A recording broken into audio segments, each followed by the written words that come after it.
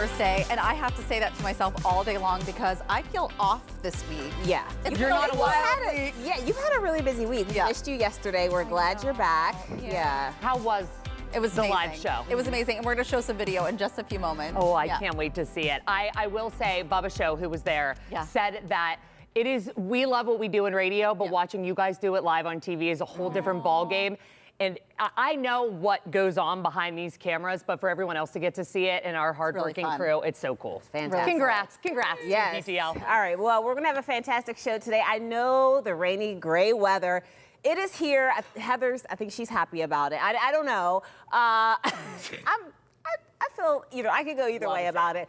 But it does make me crave something warm and comforting. So thank goodness, Nanxion soup dumplings, they are here in our kitchen. And if you've never had a soup dumpling before, I hear that they are one of the best in the business. So I'm excited to try it because I've Me never had neither. one either. And they're Michelin recognized. So some of the top chefs in the world have said, this is it right here in Pittsburgh. Right. We're going to give those a try a little bit later. And I do want to tell you all about the turkey fund. I know some of you at home were watching. I know you guys are watching too. Yes. Thank you for that. We had a fantastic hour of TV. Then we had a wonderful meet and greet with some of the folks who came yesterday.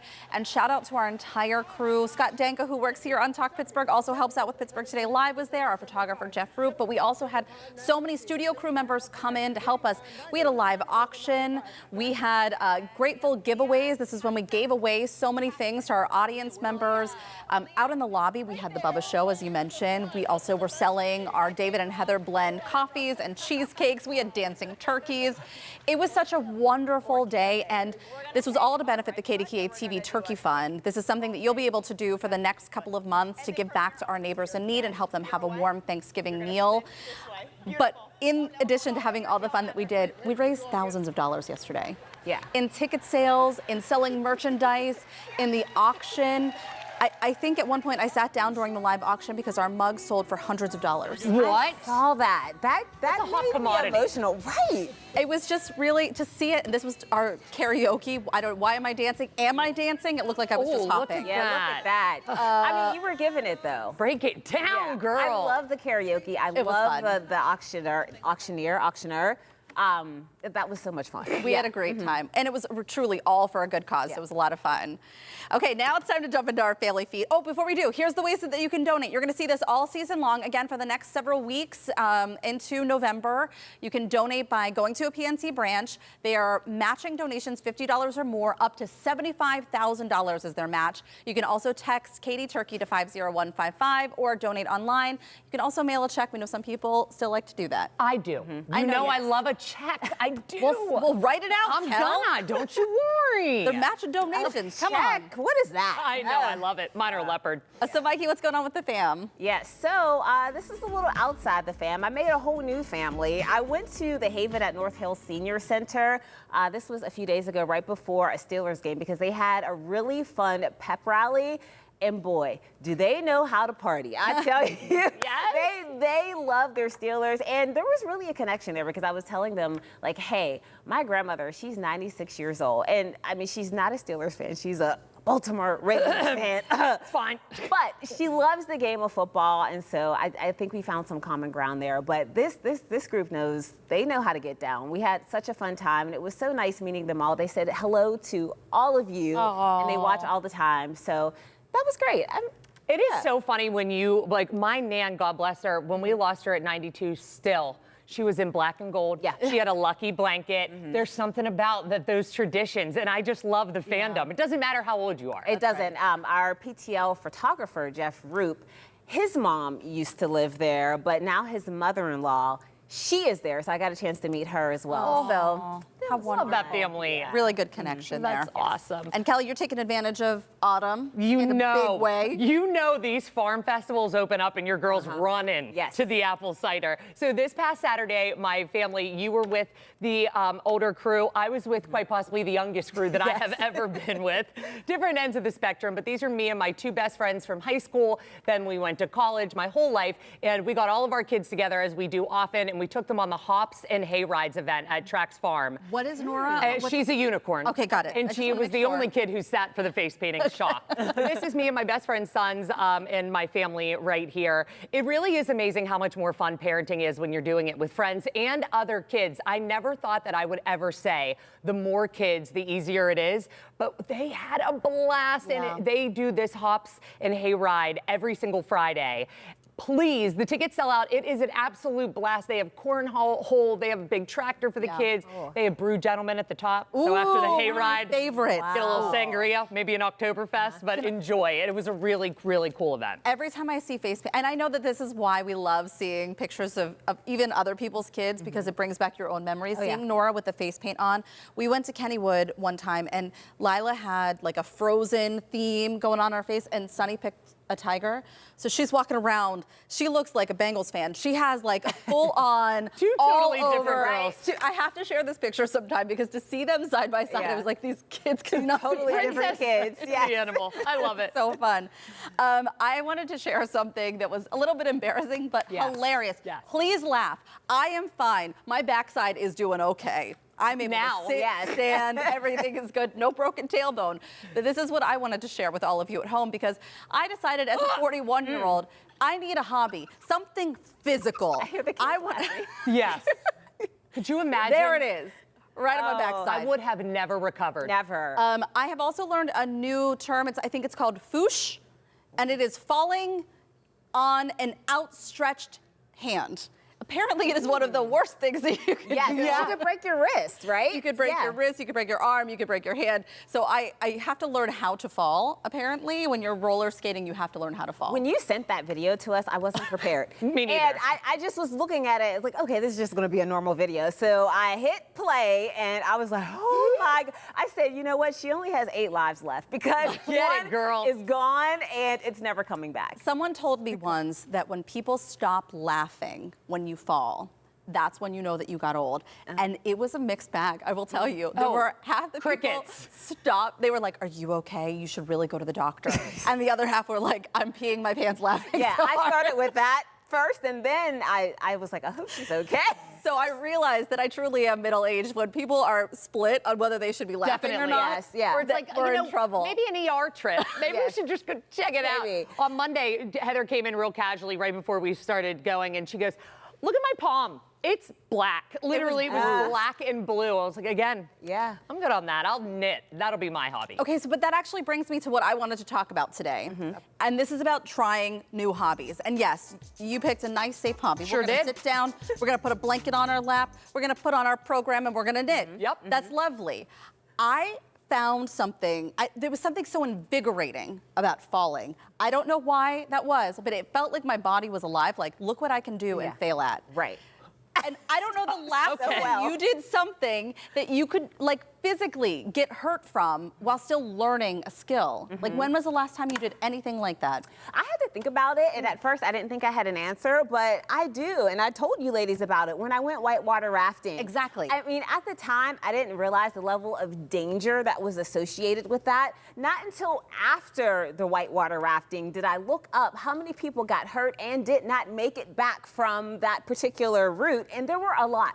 So, thankfully, I made it back, but there was a level of danger, and if I would have gotten hurt, then, I mean, I don't know. I'm glad I didn't, and I don't know if I would have been happy about that, but there was that element of learning. danger. Well, and I think at some age, we decide we can't skateboard anymore, we can't roller skate anymore, we can't, like, extreme biking, we can't do these things anymore.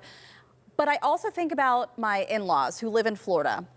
They stopped walking upstairs because everything is in a patio home, everything is single level. And now, because they're not using those body parts anymore, they can't. When they come to our house and walk up the stairs, they are in so much pain. And I think when we stop using our body, when we stop using those muscles and joints and just let it go, that we lose that part of ourselves. And so doing something physical, even though I fell, thankfully did not break anything, but even though I fell, it just felt like I was like, I can still do this, and I'm gonna keep doing it. I understand this as far, not for me, because I enjoy comfort, and I'm sorry, I don't. I went on to a trampoline park 3 years ago, pulled my back, was out of work for a week. That's different. Every time I look at a trampoline now, my kids know not to ask. That's just one thing I can't do, but to go to your point, my mom is the bionic woman. She has had 2 shoulder replacements, both of her knees replaced. She just got back from a 2-week trip in Ireland. And prior to going, same thing. She was like, I'm not as active as I once was. Last time I was in Ireland was our honeymoon.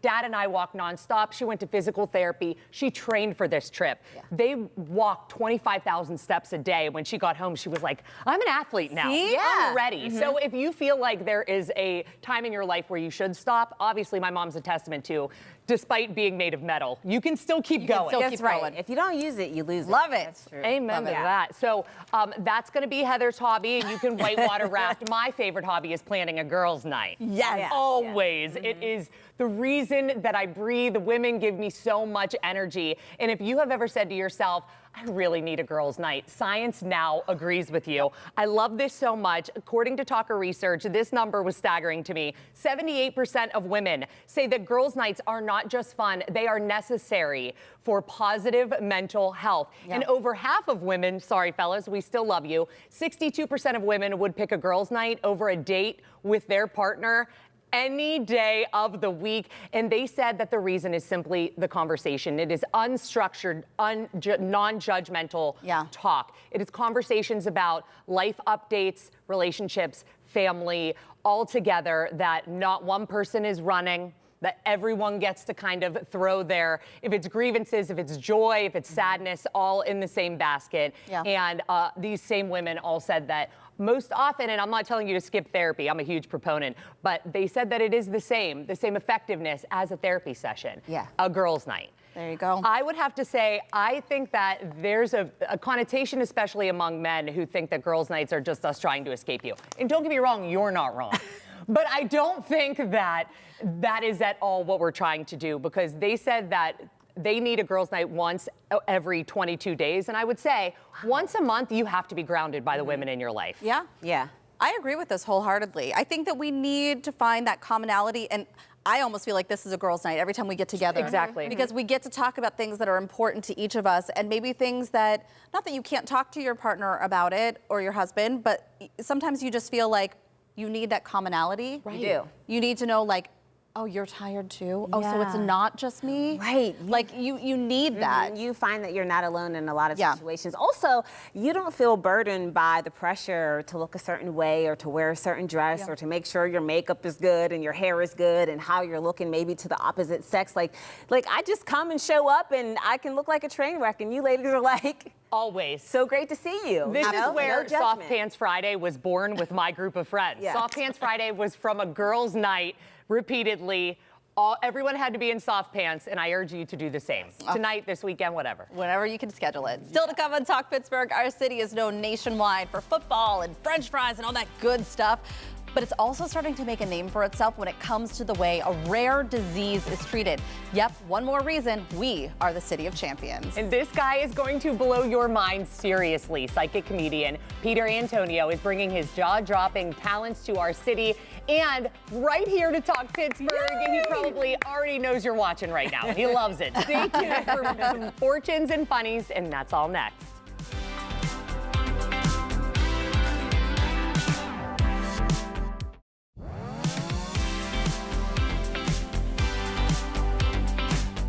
Psychic comedian Peter Antonio has wowed audiences from America's Got Talent to sold-out theaters across the globe. And at a live show in Wisconsin, he locked in on a guy named Jordan who's got new pet chickens and a sneaking suspicion that they don't reciprocate his love. Here's what happened. Is part of that fear because they're withholding from you? Exactly, you're spot on. Withholding eggs, right? I know. They've not given you any eggs yet. None. And you're like, I love you so much, give me some eggs. I'm like $1,500 in. Just give me some eggs.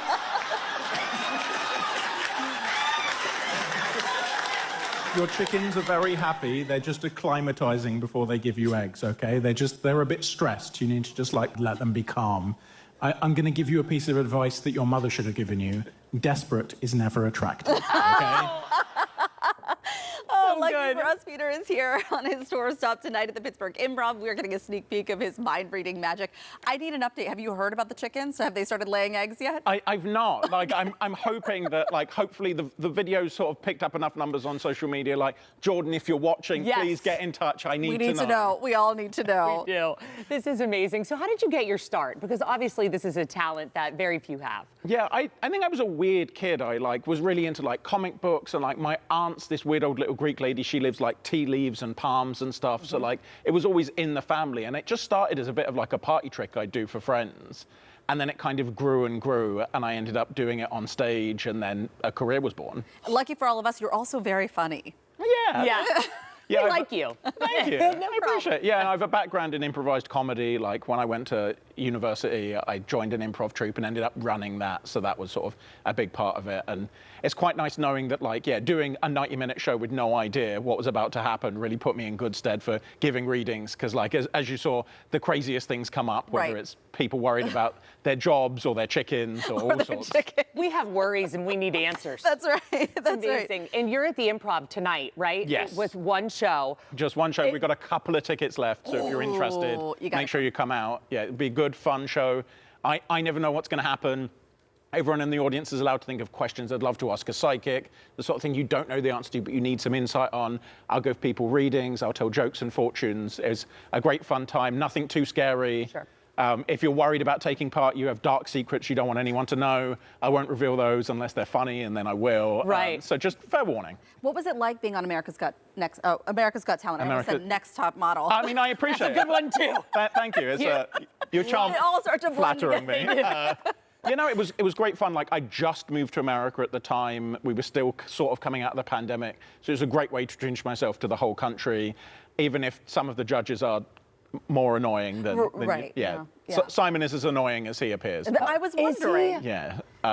He's just very grumpy. Like, I think he just needs a cuddle. Like, he's just not been loved enough. Yeah. Terry Crews, though, incredible. Lovely person. Can't say enough nice things about him. Oh my God, I love that show. And it is such an honor to have you sitting on our couch right now. Oh, no, thank you for having me. I mean, if there are people, because I just think about, I have been read before, and I know in the past that it comes with doubt, but I know that you actually did something with Heather. Oh, yeah. Yeah, so I just mentioned to you that I want you to think of a question you'd like to ask a psychic. It's in my pocket. Oh, you noted it down, popped it in your pocket. Yeah. But to be clear for people watching, like, you didn't tell me. Nope. I wasn't near you. Like, you've just... You turned your back physically away from me. Yeah, perfect. Right. So I want you to focus on this question. Now, when people think of questions to our psychics, they tend to fall into two categories. There are the serious questions or silly questions. So serious questions about sort of travel, health, education, romance, career, ambition, money. Whereas silly questions like, what color's my underwear? That sort of thing. Oh, okay, good. I don't want to really put you to the test. Yeah. No, I don't think you'd have gone for a silly question. This was something that's been on the back of your mind for a little bit. And I also think that even though you're used to sort of sharing bits about your life, I think it'd be more guarded about your personal life. So this would be about professional life. You're in work. Yeah. So you'd be thinking about professional life. Yeah. You are someone who's like you're never satisfied. Like, you always want more. True. It's so true. I think this would be about that. It's about like achieving your goals. Yeah. And I think there is like a wobble here of whether you're on the right path for what you're, because you've got like the idea of like a vision, a goal. Yeah.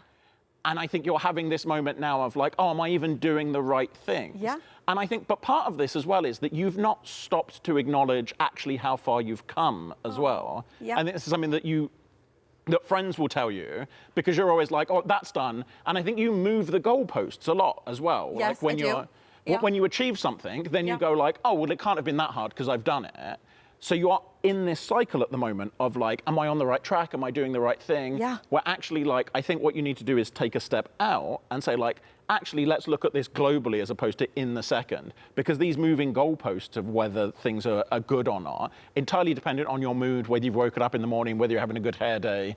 We're actually like... He heard our conversations. He had to have. No. He bugged our phone. But yeah, and I think that's the answer to this. And I think you're on the right track. I see you doing more volunteering going forward. I think this is something you've been talking about, Yes. but you've not actually started. Yes. Because when you start, you want it to be perfect. It's a problem of mine. Yeah, Yes. it's never going to be perfect when you start. I need you to just to start this now. Okay. And then start doing that. But I think that's the route forward this. I don't think you have to worry that you're like on the right track or anything like that. I think you're doing the right things. You just need to get over that inertia, and that's kind of the step forward with this. If this doesn't sell tickets, I don't know what will, because Kelly, I want you to read what Yeah, I'm intrigued, yeah. I have full chills right now. You should. Am I headed in the right direction professionally, or is there more ahead? Well, oh my God, full chills. There's your answer, so. And I actually almost wrote path down. So when you kept saying path, that was so spot on, because I almost wrote that and I thought, I don't want to use path because that feels too cliche, but that's exactly what I was thinking. Yeah, no, well, yeah, it comes very strongly. And yeah, I find when people ruminate on questions, and I get this in shows where people have been thinking of questions all day and they just come through like, exactly, so yeah. Okay. There are a few tickets left, and if you don't grab them, you're a silly goose. That's right. I invite you're you a to go silly and get chicken. more out of Yeah, it. exactly. Peter will be performing at the Pittsburgh Improv in just a few hours. The show begins at 7 o'clock tonight. We're going to have more information on our website, kdka.com/talkpittsburgh. I am amazed and need more. Yes. We'll be right back.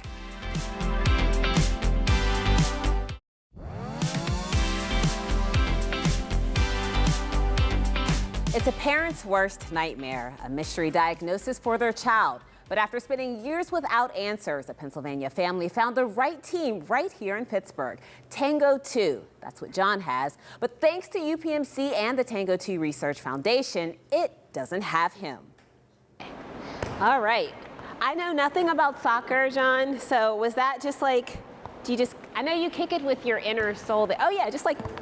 By the look of joy in his face, the way he lights up when he dribbles a soccer ball. You never guess that 20-year-old John Martinez Abarc is living with a rare disease. He just celebrated his birthday, and like any young man, he loves the game of soccer. But behind that smile, John faces a condition called Tango 2 deficiency disorder. For most of his childhood, John battled unexplained symptoms like muscle weakness, delayed speech, and for nearly 10 years, this portrait of a family, his lifeline, searched for answers without success. How does it feel when you play soccer? What's that like? It feels amazing. Feels like ever since I was little, I wanted to come back to play, and I'm back to play, and I'm happy to be back. Yeah. Do you feel free when you're playing? Yeah. I feel free. That freedom to be a true kid has eluded John for years. Yeah, so at the beginning when he was having a lot of health issues and started having seizures, we were so frustrated because we didn't have any answer of what was going on with his health. Today, John's care team is led by Dr. Gonzalez and her dedicated team at UPMC Children's Hospital. They partner with the Tango 2 Research Foundation, working to bring new treatments and brighter futures to patients like John. We still don't know the exact function of the gene, but we know, at least in the last 2-3 years, that vitamin B5, pantothenic acid, really improves development in these patients, decreases seizures. It's an almost 4-hour drive from Chambersburg to UPMC's Children's Hospital of Pittsburgh. But for the Martinez family, every mile is worth it. Dr. Gonzalez is one of the best genetics that we ever met, and she's very familiar with Tango 2 disease. Yeah. So, yeah, at the end of the day, we got home and we're tired, but also we're happy. Yeah. Because we know that John is in good hands. Yeah. Yeah. And what has it been like for you watching John go through all of this? Hard. Yeah. Really, really hard. Yeah. Really hard. As a mother, it's very hard since all we've been through with John, but also advocate us to learning more and be able to help other families. In that pause, you can hear the pain, but through that pain, there has been courage. He loves soccer, and he's good at it, yes. It wasn't till 2022 when he was diagnosed with Tango 2 deficiency disorder, when a geneticist, a local geneticist that he was following with, sent for genetic testing and found that he has Tango 2 deficiency. It's amazing for me every day. Every day, seeing John playing and the way he playing, like how lovely he is. I just want him to succeed in life and be a better person. Keep like going and never like give up on his dreams. A diagnosis at 17 years old brought not only relief, but new hope. Just like to inspire kids, like they can do whatever they want, even with their condition, and never give up. For John, soccer is more than a game. It's proof of his strength, his family love, and a care team dedicated to his every step forward. And if you ask him, this is one game he's determined to keep playing. Oh, I see what you're doing here. Oh! Oh, hell. Okay. All right, so I'm going to be the goalie again and try to get it in. Let me see your best attempt. Should be pretty easy for you. Oh, I see. Oh, gosh. Every time, every time. You're pretty good. Oh, as you can see, John, he was a really great soccer player, and his diagnosis, it really hasn't slowed him down at all. So thanks to UPMC Community Commitment for sponsoring this story, and we can't wait to hear about the strides continuing to be made by the Tango 2 research team. It was really great to meet him. Well, still to come on Talk Pittsburgh, we're talking about how to keep your spirits high even when your day takes a dip. That's next.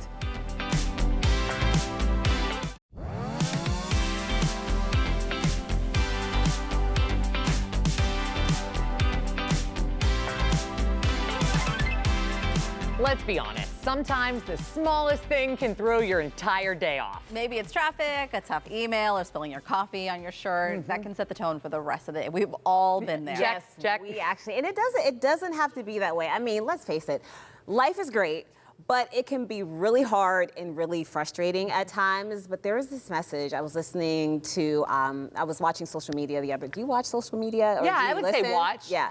It's doom scroll. I was scrolling, and this message, it really resonated with me, so I want you to listen to it too. It's not about ignoring problems, it's about not letting them control you. So you'll notice the chaos, but you don't let it overtake, right? When something goes wrong, you let that be a moment, not your whole day. And that is when life feels lighter, because instead of having bad days, you start actually having a few bad moments in a really good day. So just think about when this has happened to you. I mean, you had a bad moment in the day, but you made that your entire day. But really, it was just a moment in time. Yeah. Yeah. And how often do we let, especially if it's in the morning, if the bad moment happens in the morning, how many times do you just discredit the whole day? You're like, all right, well, here we go. We are just on a spiral down. This is it now. That reframe could 100% change a day in a life. I will say mine happens in the evening whenever I get home and the madness like kicks in. I could have had a great day. And it's not that I'm not very excited to see all of my beautiful children and my husband and my puppy. I mean, believe this is the dream I wished for, or the life I once dreamed for, really. But whenever I look around and then there's just chaos everywhere and you're just like, oh my God, here we go. I've just decided that I just walk away, and not like when someone's talking to me. You're not going to get milk and never coming back. Kind of Exactly. thing. It's not like I like grab my keys and I'm like, dude, I'm out. You guys are too much. It's mostly like I take a minute to go change and I kind of talk to myself like, you're about to go into the storm. It's only going to be for a couple hours. Get the homework done. It's a battle against everyone else at times. I love how you talk to yourself, though. And I look in the mirror and I say, you got this, Cal. I look Me at and it. you. Okay, on the other side of this, though, can I tell you one of the things that I cannot do is catch things. If someone throws something my way, like one of these, like I can't. If you throw something my direction, I will deflect every time. So if I catch it, I'm like, it's gonna be a great day. It's like, oh. That's how, okay. So from now on, we're all gonna be like, think fast. Yeah. See, there we go. See what I mean? Yes. Catch it. If I caught that, I'd be like, great day. I can do anything today. The Powerball's mine. That's why I also think it's so strong on the other side of things. Yeah, well, this is coming from the woman who says when you fall, like, it's Just fantastic. get back up. It's fantastic. I love it. But I also think that you have to scale this thing, because if it's something that is, not to bring the mood down, but if it's something that's really tragic or a big thing happens in your life, I do think, I mean, it takes longer to deal with that, but you still can't stay there. You can't stay stuck there. So that just kind of made me think of that. I love that. I do. Still to come on Talk Pittsburgh, this Michelin recommended restaurant might just be the one thing you need on a rainy Thursday. We're in the kitchen making soup dumplings next. And how do you make a play that speaks to everyone, whether they can hear it or not? We'll be talking to the team behind a powerful new production that's redefining accessibility in theater. Stay with us.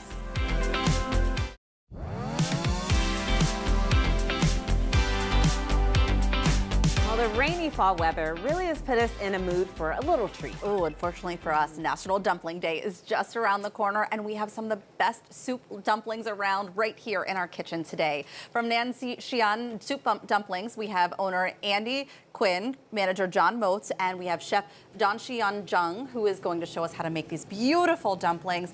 Really gorgeous display, and so much love that's going into these. Thank you. So can you tell us a little bit about what a soup dumpling is for people who don't know? So soup dumpling, basically on the normal dumpling, soup dumpling will have just this. It's just like a soup broth. We make it like a jelly and to pull it into the meat. So after we cook, and the jelly will become to the soup. So when you bite it, it's just not just meat. It will be the fresh juice coming out. It will be like hot soup. It will be totally different experience. Wonderful. Oh, and that's what you're making here today. That's what we're working on here? Correct. And so where are we at in the process right now? Okay, so we have 6 different flavor right now I'm bringing in. It's a crab meat with a soup dumpling. There's a cucumber with a soup dumpling. Scallop with soup dumpling. Chicken, soup dumpling. Regular as the classic one. And there's truffle oil with the soup dumpling. Oh, that's nice. You can get a bunch of variety there. Correct. Okay, that's fantastic. It's really wonderful. And how many dumplings do you think you make a day at day? the restaurant? Oh. A lot. At least 1,000. Yeah. A lot. Well, and it seems like such careful preparation, but so well done and quick.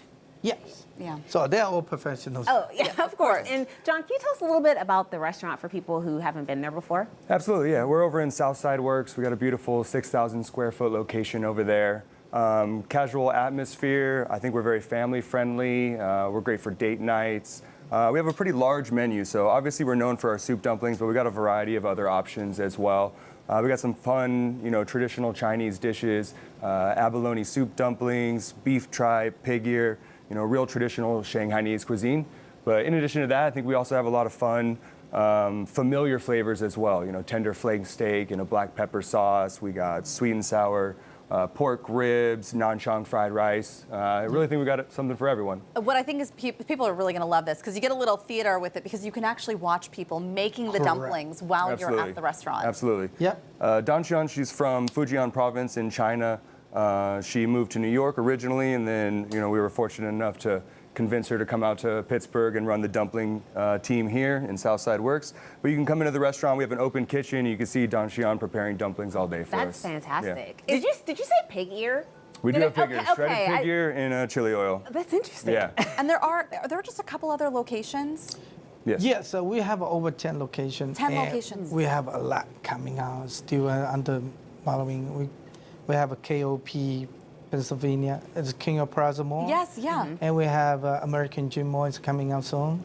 Well, we would love to try one of these. And I just think it's so cool that we are one of the 10 locations. Why Pittsburgh? Well, when I come to Pittsburgh, I was like, Pittsburgh needs something new here. Well, yes. we love that. Right. Okay, so Yes. we want to try one of, I don't know, we have a lot of bowls here. Yeah, We'd love to so- try something. We're going to pull these off. We're going to prepare a little sauce here quickly for yeah, you. let me get out of the way. You and do then it. we'll get you all ready. I don't think I've seen a pan like that before. That's pretty cool. It's a big pan. I think we have some. We brought this special for the show for you guys. Good. So, all right, so to prepare a little dipping sauce, we do a little fresh ginger here for you. Okay.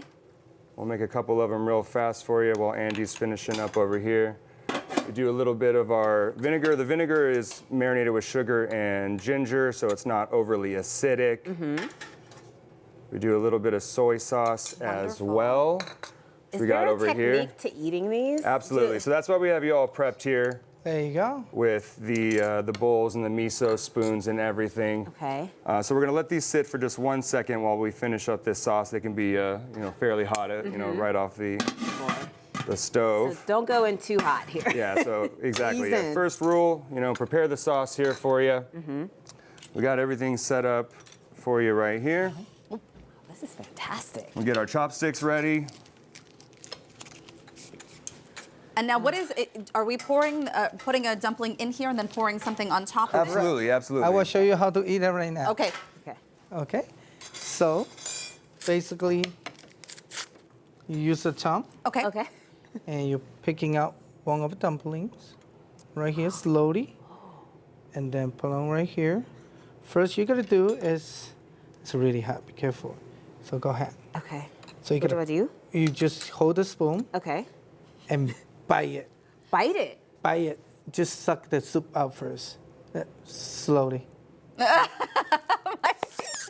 Yeah, bite it. So There you that's go. the soup inside. You feel the soup inside? Just keep going. Keep going. Keep going. It's a little hot.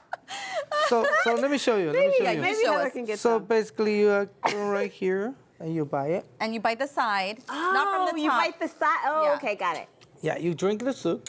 Drink the broth, the steam that comes from the inside filling, everything Correct. that's cooked in Yeah, there. That's love. Oh, I hear it, Mikey. You got it. That's good. And then if you want, if you like ginger and vinegar, you can put any of these dipping sauce on That's there. really good. Yeah. So the soup has their own flavor already, but sometimes people want more. Well, thank you for educating us on the Yeah, proper way to yeah. eat dumplings, how you make them, and so much more about this. It looks amazing. Oh, Sorry. I'm playing tango with you. Thank you all for No coming on. problem. I need to This try is one. Fantastic. Yeah. Get in. You want this? I'm going in. Okay. I'm going in. You need help? Yes, please. All right. Well, Nanshion, Tell me which flavor you like. Soup Dumplings is open every day for lunch and dinner at the Southside Works. We'll link you up to their menu on our website, kdka.com/talkpittsburgh. And you know what, Kelly? We are bringing a dumpling over for you, so I don't want you to worry. Now you also know the proper way to eat one. Thanks for showing me, girls. I will never unsee that. Oh my, so good. Coming up on Talk Pittsburgh, I asked and you answered. We're talking about this week's first ever Kelly question. What didn't go as planned during your proposal? We have some great stories to share. Don't go anywhere. All right, it's time for something brand new. We're launching our very first Kelly question. Yes, we're really excited about this. So each week, Kelly will ask a question inspired by pop culture of which she is the queen of, or the news of the week, and we want you to jump in and share your stories with us on social media. I'm actually just very nebby, and this is just the best. We revealed this week's question yesterday on the show. It's inspired by Travis Kelce, admitting that he was super nervous to pop the question to Taylor Swift. The man's played Super Bowls, and this got to him. So here's the question we asked. What didn't go as planned during your proposal? And just wait until you hear some of these stories shared with us on social media. All right, well, I'm up first. Dawn Marie Piner, she said, my husband flew in from North Carolina and surprised me at a Pirates game. I suspected it. During the fourth inning, the proposal was on the Bucko billboard. I completely missed it because I had just eaten a messy barbecue chicken sandwich and had barbecue sauce on my hands that I was trying to wipe off with those little ridiculous napkins. Why are they so small? I don't know. He kept nudging my arm and I snapped. I'm trying to wipe my hands. Then I saw the ring. He said, well, I replied, you haven't asked me a question yet. He then said, yes, I did. 30,000 people saw it, but you were trying to wipe your hands. Well, we've been married 15 years this October 30th. Yes, they have. That's amazing. That's wonderful. She's got to clean up the mess Yes. first. I have a similar story that I have video proof and I'll share it with you Please. guys after. Okay, I want to read this one. There was a woman in the park who screamed, say yes, over my husband as he was on one knee proposing. We turned around after to see she wasn't wearing pants. Stop it. What? Oh my God. I know, Sarah. I have a lot of follow-up questions, Sarah. I mean, we're going to listen to the woman with no pants on for this one? I mean, she was onto something. She was. And my favorite, I think, is just the most relatable thing ever. It's from Casey. It's the second marriage for both of us, so everything we've done has been low-key. I decided to ask her when we were home one evening, and our respective children from our first marriages weren't paying attention, so I called her into the bedroom. When she walked in, I was on one knee with the ring, and I asked her. She was completely surprised. She said yes, and I was putting the ring on her finger. We hear my future stepson, who was 5 at the time, yell from the bathroom, Mommy, I got the poopies. Since the Perfect initial timing. celebration was put on hold, we had to obviously pause and take care of our little guy. We'll be married 15 years in January. You know, when the poopies come, You gotta handle them. Yeah. right away. All I'm saying is it's obvious a couple messes have happened in the middle of these proposals. I Literally. love these. Those kids. We have a kid, the youngest one, who yells, "I'm done!" in the most theatrical voice. Right, from you're the like, bathroom. I'm like, Rock, we could be- paper, scissors. Good. That's right. So good. We'll be Oh, right I back. love this. Thanks for your responses.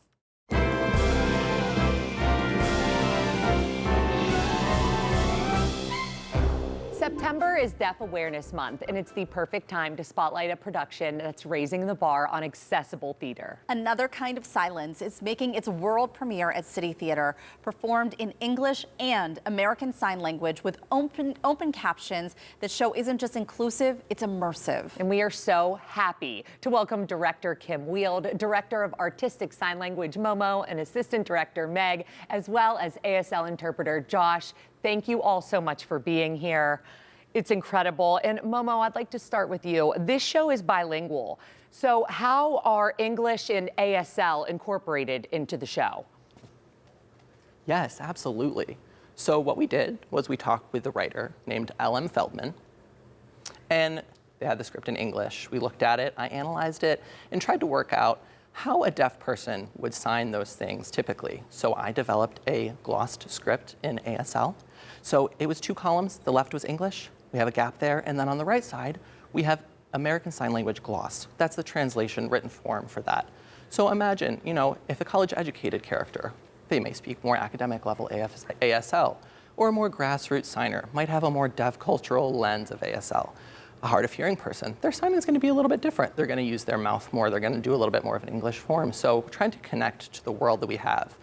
Not just the speaking hearing world, but figure out how we can navigate that communication between the hearing and the deaf characters on stage, work all of that out. So we did that, and then we meet again with the writer after working through that. We agree on whether this matches their vision, what that's going to look like, how to make that clearer. And really, I had to also talk to director Kim here as well. Kim and I really worked together to create that vision. She has a vision as well. I want to accommodate the writer, I want to accommodate the director as well in my interpretation, so it requires a lot of negotiating the different worlds of theater. When we worked through that, we know what the signing wants to look like, then we can add more poetry. We can talk more, okay, what's a dialogue, what's an argument, right? What do we need for an intimate scene? The signs are going to change in those cases. The lighting's going to be affected as well. So that's some of the work that we did in the process for this show. It's unbelievable. There's so much that's going into it. Kim, what can audiences expect from this? I think they can expect an incredibly unique experience that's complex and rich. It's accessible.